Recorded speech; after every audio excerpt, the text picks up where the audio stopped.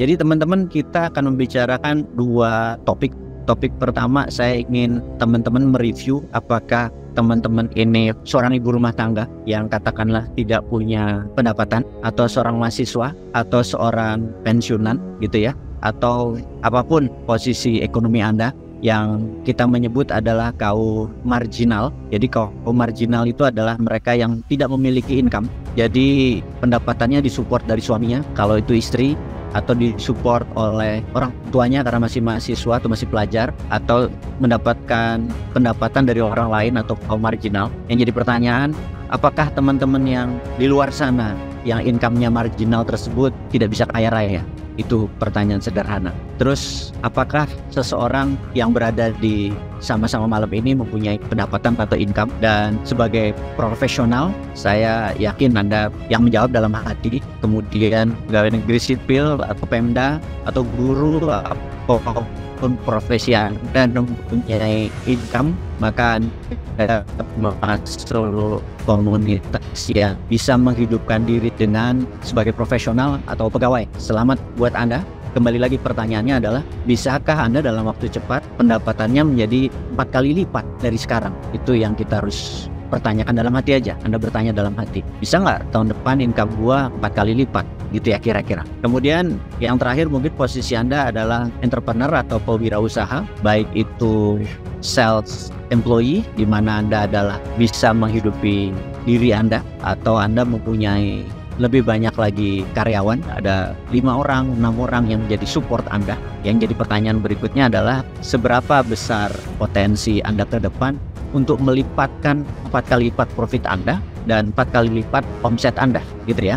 Jadi di sini kita berdiskusi terhadap 3 komunitas. Pertama, mereka yang marginal, yang hidupnya disupport dari pihak lain. Yang kedua, mereka adalah profesional atau pegawai, baik itu pegawai negeri atau pegawai swasta, yang bergantung pada perusahaannya atau bergantung pada Pemda gitu ya. Dan alhamdulillah Anda pasti sudah bisa lebih menghidupkan diri sendiri atau termasuk keluarga Anda. Kemudian yang terakhir adalah komunitas pengusaha, baik usaha kecil yang disebut self-employee, yang Anda dengan diri Anda atau Anda dengan keluarga Anda, kemudian atau lebih besar lagi udah punya manajemen, punya 5 atau 10 pegawai, atau yang lebih besar itu yang omsetnya di atas 5 miliar misalnya, udah usaha besar. Siapapun itu, pertanyaannya adalah, mungkin nggak Anda lebih kaya 4 kali lipat dari hari ini dalam waktu 1 tahun? Itu pertanyaannya.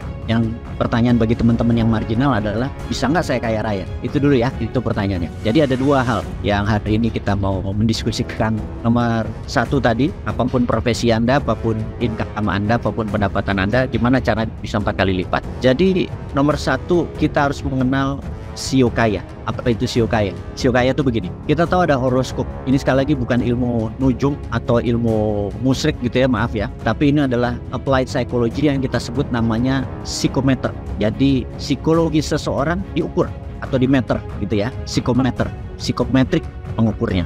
Nah, jadi manusia itu kita biasanya membagi dengan 2 kategori, dan Anda sendiri yang bisa menjawab pertanyaannya. Kalau saya bertanya ya, 2 kategori. Anda itu masuk extrovert atau masuk introvert gitu ya. Extrovert adalah people person, orang yang suka orang.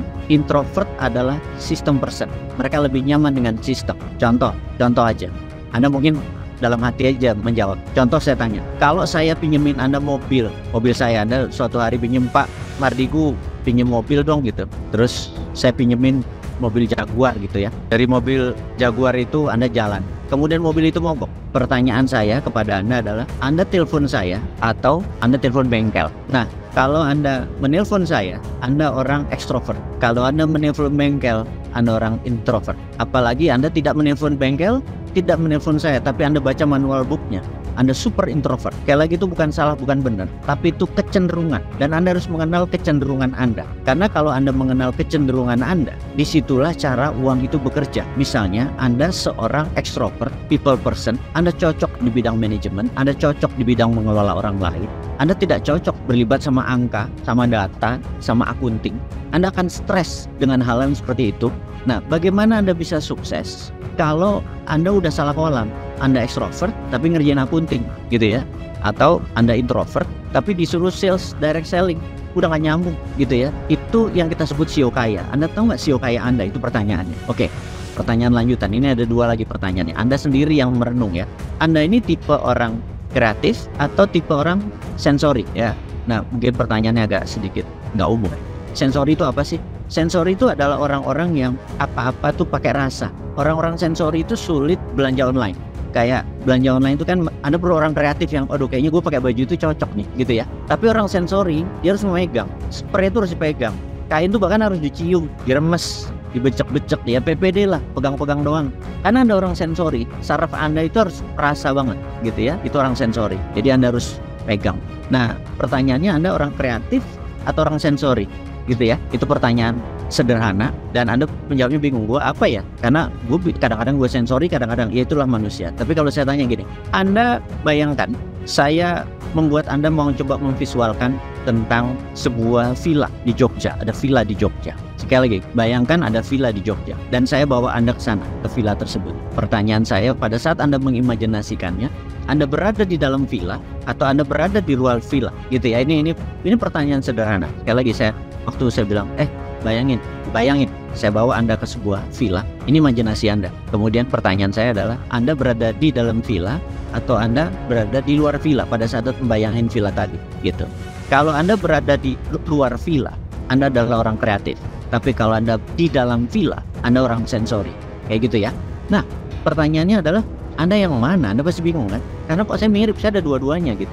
Nah, kalau Anda nggak tahu sifat natural Anda, bisnis Anda sulit sekali, atau cara uang bekerja untuk ke Anda itu sulit sekali karena Anda nggak natural. Misalnya orang sensor itu sangat tepat waktu gitu ya, sangat tepat waktu, itu ciri-cirinya. Sementara orang kreatif itu sangat tidak bisa mengatur waktu, berantakan waktu Anda. Jadi orang kreatif tuh kadang-kadang punya waktu Indonesia bagian dia gitu. Dia selalu telat, apa-apa telat. Dan orang kreatif itu selalu memulai sesuatu yang baru. Jadi dia senang sama sesuatu yang baru. Problemnya adalah dia selalu memulai dan nggak pernah menyelesaikan. Anda bisa bayangkan kalau Anda punya atasan atau Anda punya mitra, kreatif banget. Besok ada ide ini, hari ini ada ide ini, besok ada ini. Begitu menjalankan di tengah-tengah ada ide baru, dia belok lagi. Dia senang sama sesuatu yang baru dan orang kreatif itu biasanya never finish what they start, gitu ya. Ada sebaliknya, orang sensori yang apa-apa pelan sekali. Dia opposite sama itu, dia pelan sekali, lambat sekali. Ini adalah orang yang opposite-nya kreatif, tapi orang ini sangat tepat waktu. Nah, Anda frustrasi nggak kalau di lingkungan Anda adalah orang yang lambat sekali bergeraknya sementara Anda orang kreatif? Anda ngegas aja bawaannya. Kalau orang sensor itu kerjanya ngerem aja. Nah, di dalam bisnis tadi atau di dalam relationship tadi ada orang tengah yang ngopling tadi, yang orang kalau nggak ekstrovert dia introvert. Dia yang ngopling di tengahnya. Nah, udah kebayang ya. Jadi di sini ada 4 karakter, ada ekstrovert, ada introvert, ada kreatif, ada sensori. Anda di mana gitu ya.